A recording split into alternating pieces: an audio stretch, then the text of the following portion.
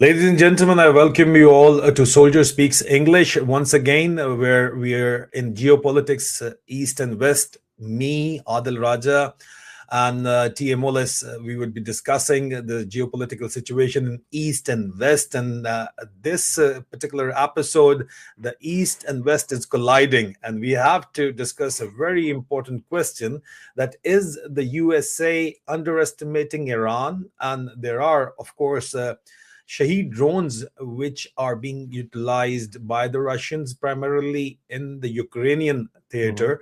And Theo Mullis has been there in Ukraine, has been observing the operations of the Shaheed drones, which definitely would be deployed against the Americans if they choose to attack Iran. So those dynamics definitely needs to be discussed. And other than that, we have to discuss the Ukrainian counterattacks and the Epstein arrest in connection with the Epstein files. So welcome to you, Theo. How have you been? Not bad, not bad. We missed out on last week. I had some family issues to sort out, but it's good to be back in the studio. Good to be back talking with you, Adil. That's great. So before we move on to the fundamental question we are asking today, that is USA underestimating Iran, let's discuss the Ukrainian counterattacks first. What is the update there? The Ukrainians are counterattacking to regain their positions from the Russians. Are they any successful? What are the chances? What is the war looking like overall? So between the 11th and 15th of this month, the Ukrainians recaptured approximately 201 square kilometers of territory from Russian control. Now, this is Kyiv's largest gain in over 2.5 years. And a lot of these attacks, just like a lot of the attacks that happen across the front line in this war, are small pushes to retake a village, a hamlet. The population of these places could be measured in the hundreds pre-war. So these aren't the kind of enormous sweeping advances and counterattacks that we saw in 2022, 2023, but they are significant, and they're significant because they're happening across large swathes of the front line, and they represent a shift. Now, the Ukrainian way of war has been what they're calling active defense. The job of the soldiers on the ground is to cede ground where it's needed to be ceded, but inflict heavy casualties. The head of the Ukrainian army is requesting 50,000 Russian casualties a month. Now, they're at about 30,000 at the moment, but he's saying 50 is the optimum target. And you've got to remember, you would know this as a military man, the person attacking will generally take far more casualties. I think it's the 3-to-1 ratio that one has to have before you attack an entrenched position. And the Ukrainians are using the land, they're using their entrenched positions to inflict significant casualties. However, the cutoff of Starlink, which we discussed in an earlier episode, coupled with Russia's self-inflicted cutoff of Telegram, has really stymied their ability to communicate, and the Ukrainians are capitalizing on this to regain helpful, useful ground where they can. And these attacks are also inflicting further casualties on the Russians. And there's also a narrative element to this as well.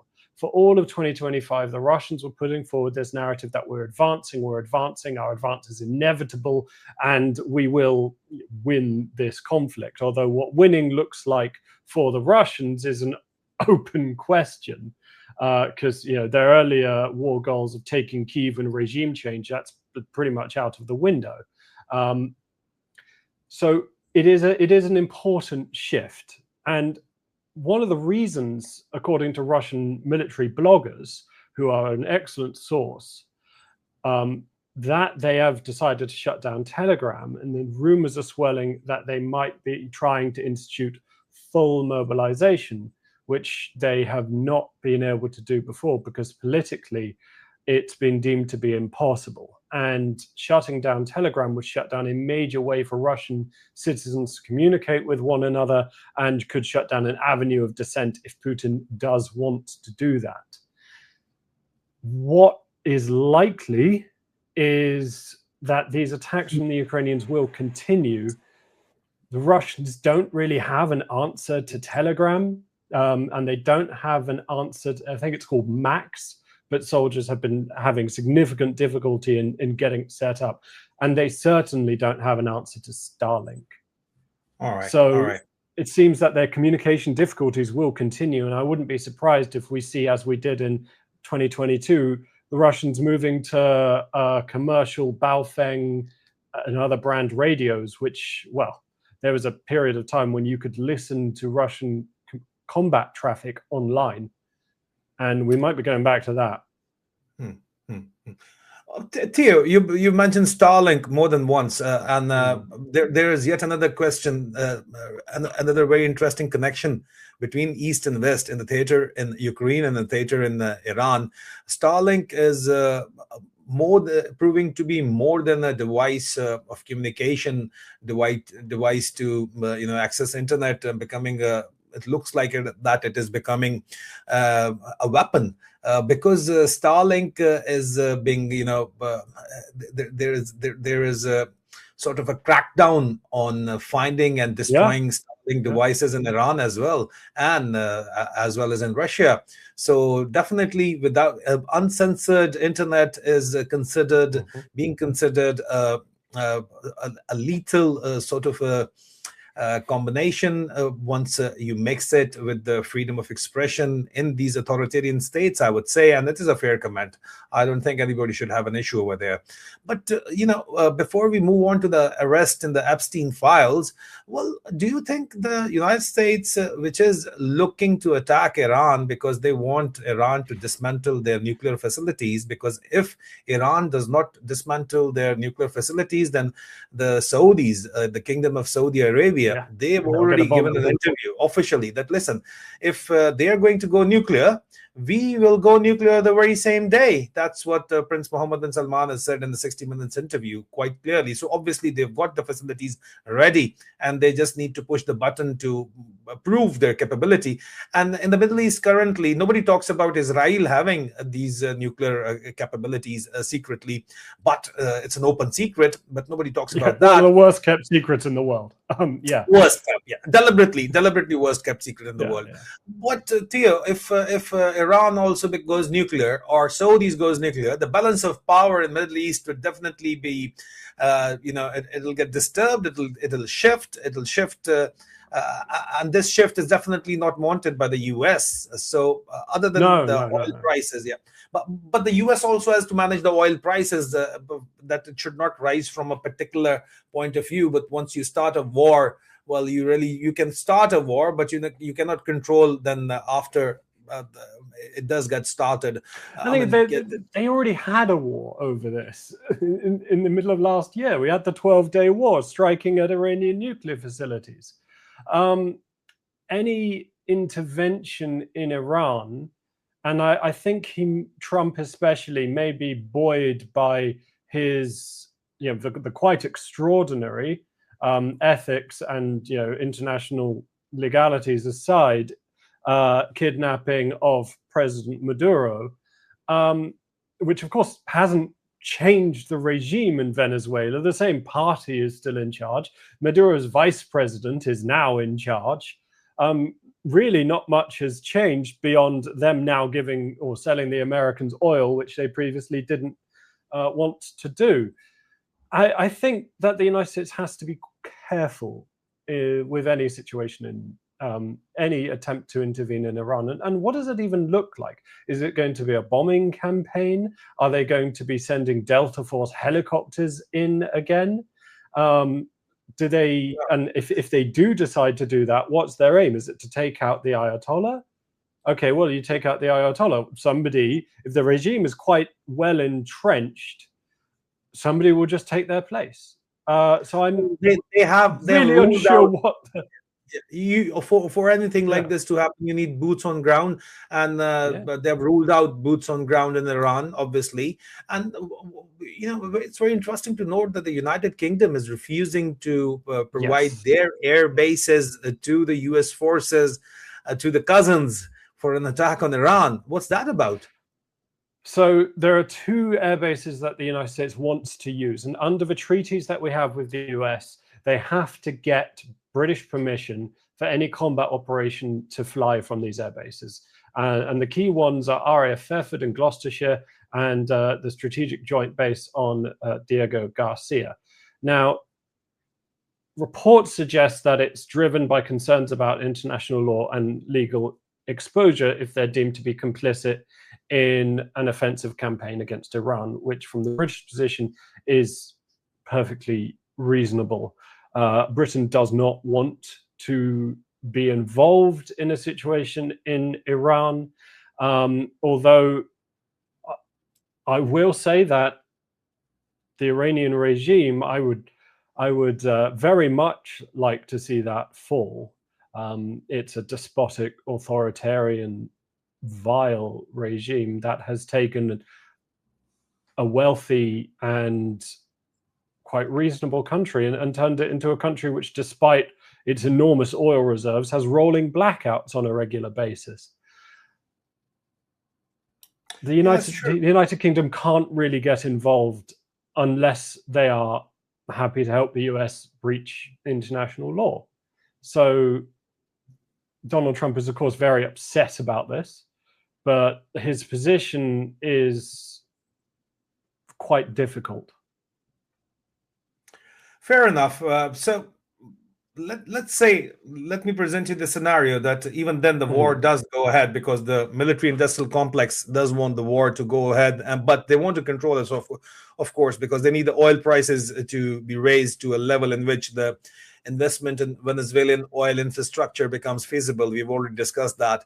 So let's say the war does go ahead, a bombing campaign does go ahead. So the Iranians are going to respond. This is not Venezuela, where you've got a centralized military control which can betray the Iranian leadership.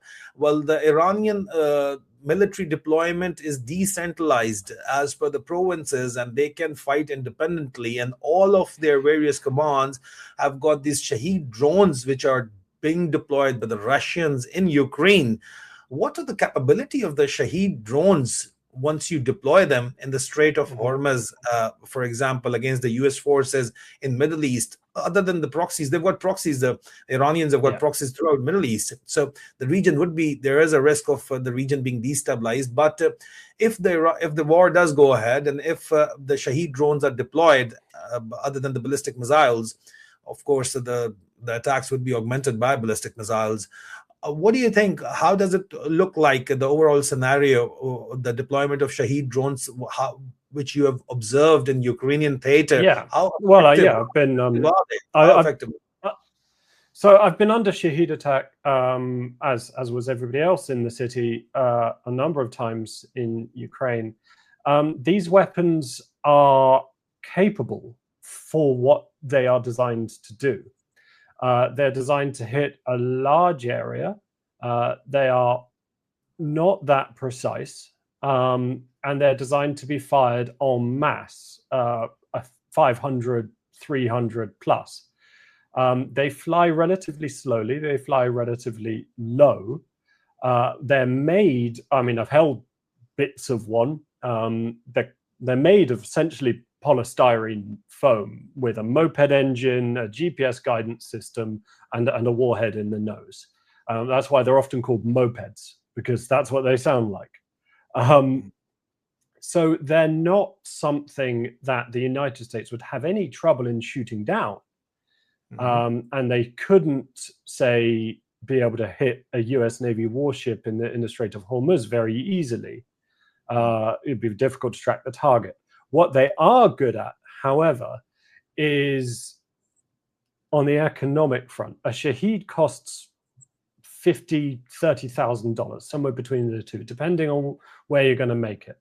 A Patriot missile costs significantly more than that, about $1 million. So if you're going to use a Patriot to shoot down a Shaheed, that's an enormous waste of funds, which is why you see the Ukrainians don't do this. The Ukrainians use electronic warfare, the Ukrainians use interceptor drones, and they use mobile air defense teams, essentially guys on the back of a pickup truck with a heavy machine gun, and sometimes more advanced systems like Gepard anti-aircraft tanks. So if used against the Americans, I struggle to see the impact beyond costing the Americans money. Now, if it's going to be air raids and stuff, the Iranians don't have the capability to respond to B-2 Spirits or F-35s. We saw this last year. We saw this with Israeli F-35s flying over Tehran. Now, the Iranians are meant to have S-300 and S-400. They do have S-300 Russian air defense systems. These are relatively modern, should be quite capable, were completely unable to touch the F-35s. So the Shaheeds are not going to be terribly useful. Now, if they were to do something like launch a mass Shaheed attack against another target, say Israel, as they have done before, they launched ballistic missile attacks there, the Israelis would have to respond. But again, these are saturation weapons. They're not very precise. They're not that effective at this kind of thing. They are scary, certainly. When you're in a city that's under Shaheed attack, you notice, but they're not going to be effective against an American intervention. But I'm curious to hear what you think it would look like, and what the consequences of it may be.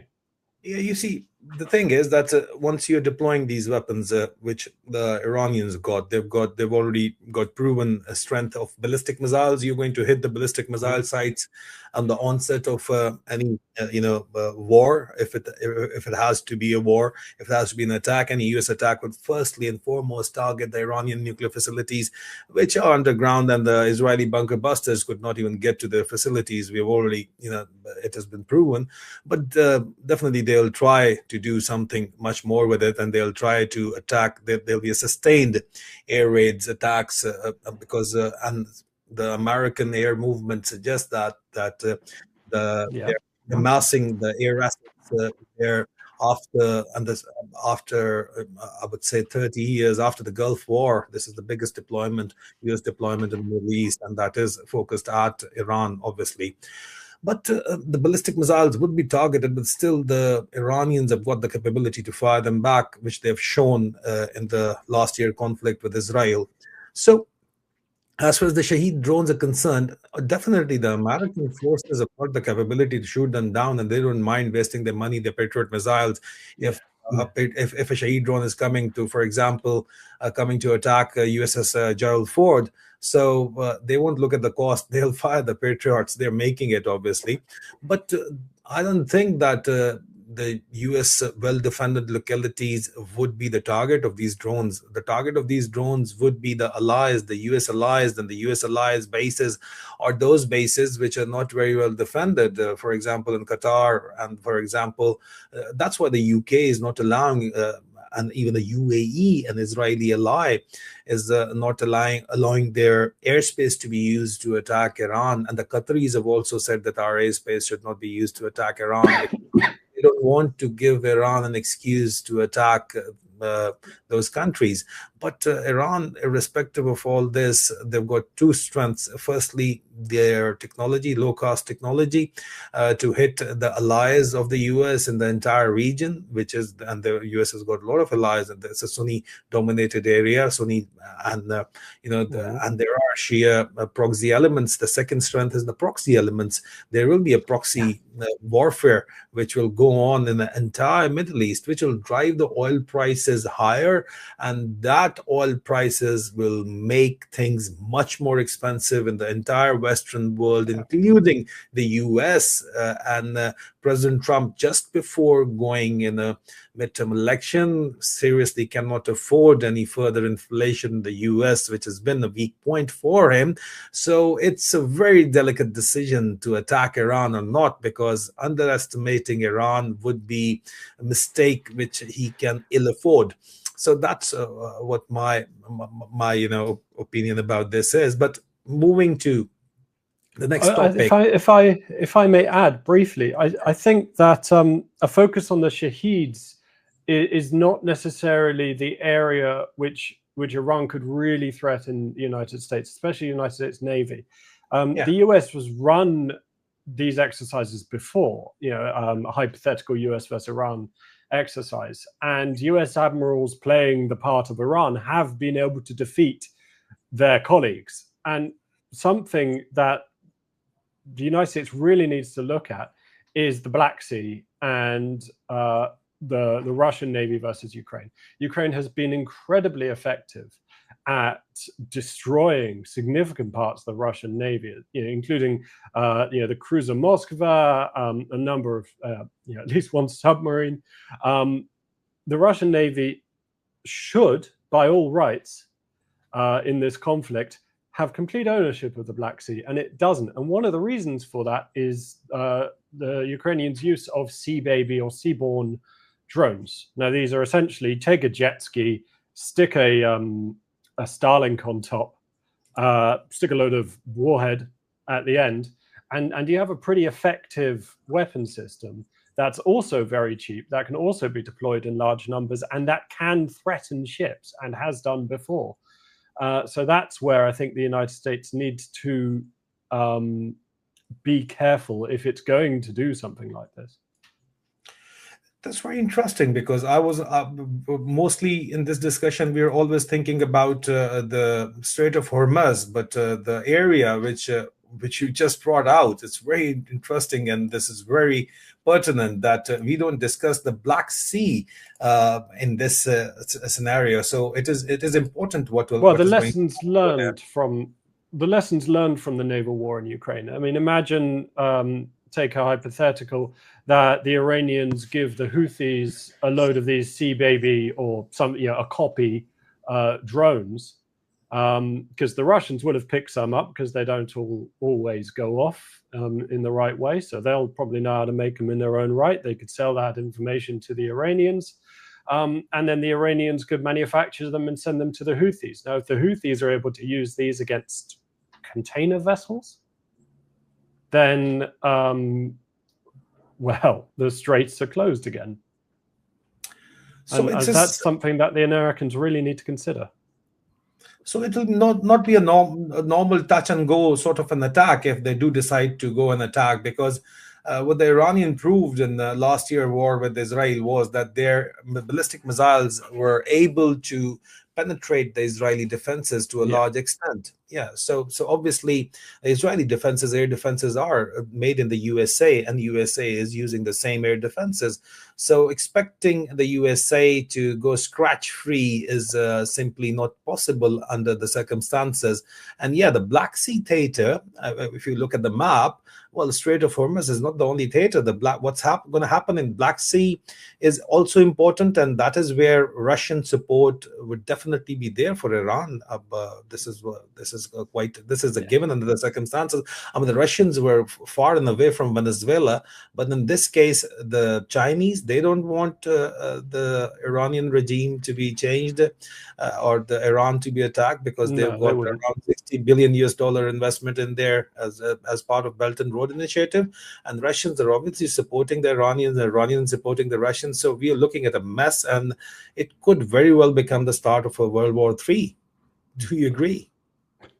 I don't know about the start of World War III. I don't think anybody cares. Any of the big nations really care enough about the state of Iran to get involved in, because World War III, a stand-up, drag-out fight to the death between the great powers. That kind of thing isn't worth it. I don't think they would. I think the Chinese are far more concerned about their backyard and Taiwan, etc. Russia is very much tied down in Ukraine. The Europeans would not have any interest in getting involved in a bloody situation in Iran. And Trump's motivations for doing this, bear in mind he had a nuclear deal from Obama, which he tore up almost all because it was Obama's work.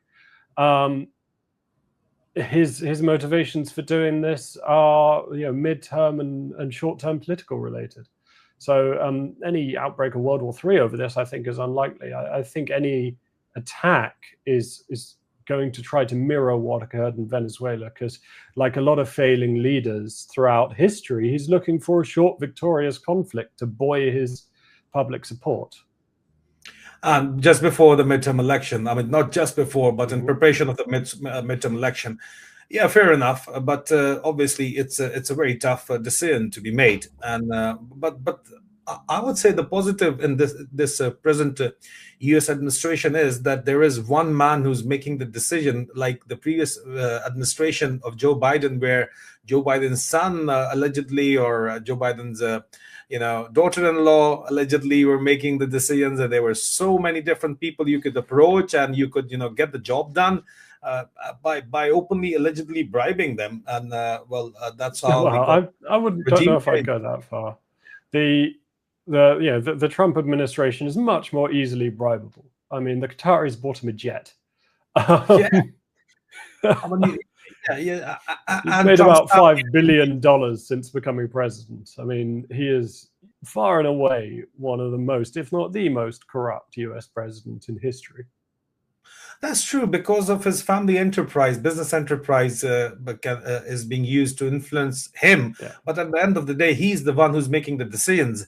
So that is also there. I mean, but that's a debate for a separate time. We will just move on to the Jeffrey Epstein arrest in the UK, where we have clearly seen that Lord Mendelssohn has been walked from his home, and former Prince Andrew has been arrested. So this is very interesting. These are very interesting arrests. Firstly, because these are the elites which are being targeted, and obviously these were the elite who were part of the Epstein, pedophilia scandal. But at the same time, the royal family is under a lot of trouble allegedly because of the arrest of former Prince Andrew. So how do you witness these arrests, and what are your views about it?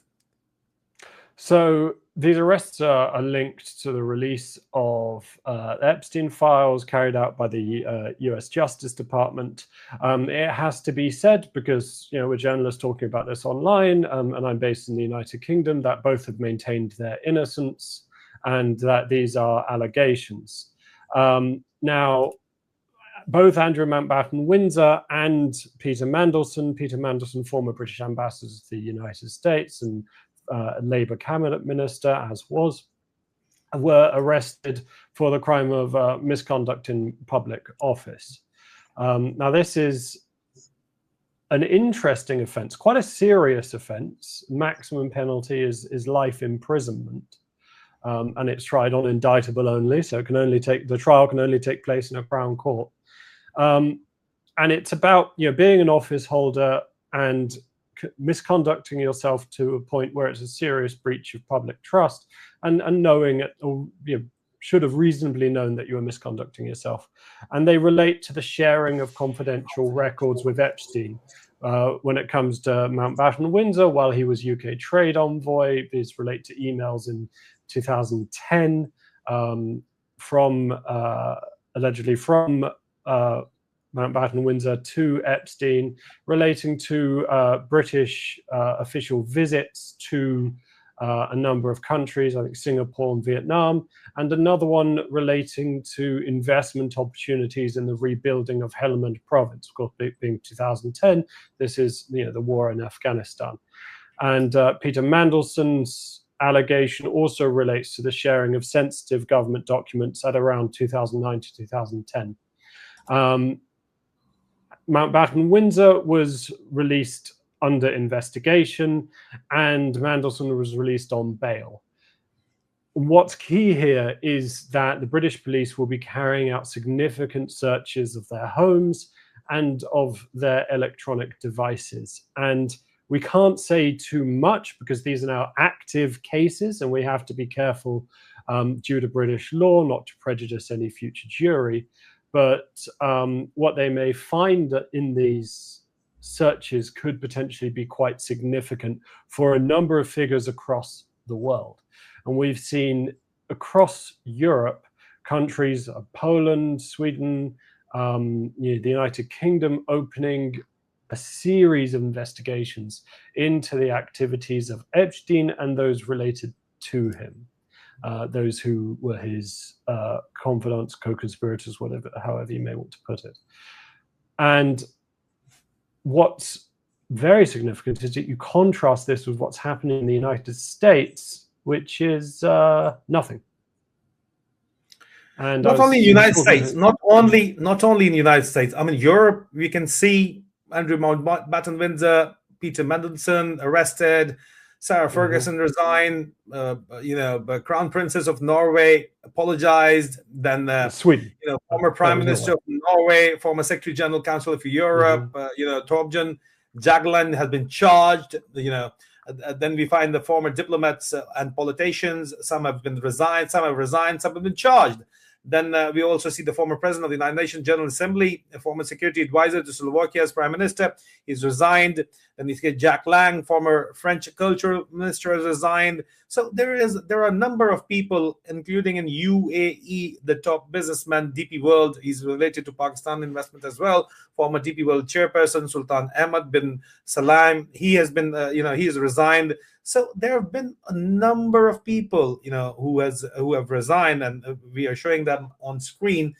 But what we see in the Middle East, only Sultan Ahmad bin Salam he's resigned. He's being a businessman, but there have been royals of Middle East who have been named in the Epstein files, and allegedly they were involved in the entire ring. They have not done anything.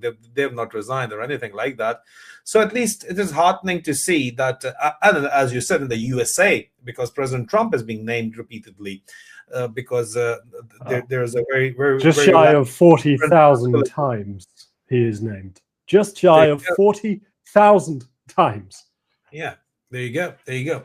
So it is, at the one hand, heartening to see that in Europe we have got some kind of accountability still left, but in the US and the allies in the Middle East, you don't see that kind of accountability. There's no accountability. No accountability. Yeah. And then Imran Khan was also named by Jeffrey Epstein as someone who was seen as a threat, like Erdogan and like Khomeini, even, just imagine that. So that is also being brushed under the carpet. Nobody's talking much about it.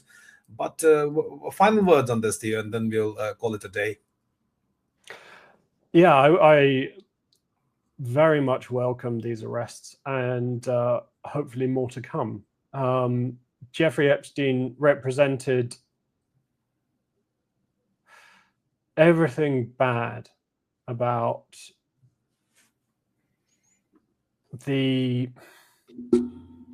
what happens when wealthy and powerful men consider themselves to be above the law. And it's far beyond time that they were shown the error of those thoughts. And I welcome it, and I hope that we will see more. And I hope that as further evidence is found, if it is found, that we get to see it, and that a proper accounting is made, because we cannot move on from this and not change. This, I think, requires a reckoning and requires a recognition that wealth and power absolutely can corrupt, and we should move to ensure that while it's okay to be wealthy, and while some people have to be powerful, that comes with an increased level of public accountability and scrutiny. And as a former police officer, I would like, and this may be waving a little bit of a red banner here, and I imagine some people would call me a bit of a socialist, but not true, I'm not one, but I would like significant wealth to be an aggravating factor for any criminal offense. Because you have gained an enormous amount from the country, being significantly wealthy. And I think that if you commit a crime, then it makes it morally worse to be a very wealthy person and commit especially these kind of offenses. I would endorse what you're saying over here, Theo. Thank you so very much. All right, folks, that's it for this week. And we'll see you next week in Geopolitics, East and West. Do share the video if you like it, and do comment. Thank you so very much. Bye-bye. Thank you. That's it.